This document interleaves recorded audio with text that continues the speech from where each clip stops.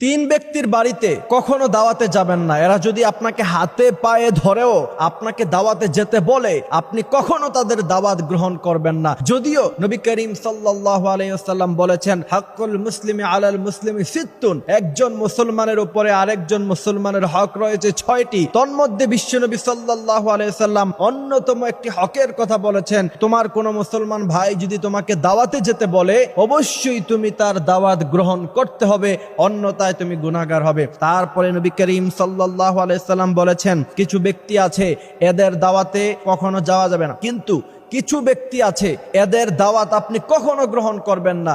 মনে রাখবেন, কিছু কিছু সময় নিজের ব্যক্তিত্ব ধরে রাখা আপনার জন্য অত্যন্ত গুরুত্ব, এবং আপনি যদি মান সম্মান নিয়ে সমাজে বাঁচতে চান, যদি আপনি চান যে আপনার একটা সম্মান থাকুক সমাজের মধ্যে, তাহলে অনেক সময় নিজের ব্যক্তিত্ব ধরে রাখতে হয়।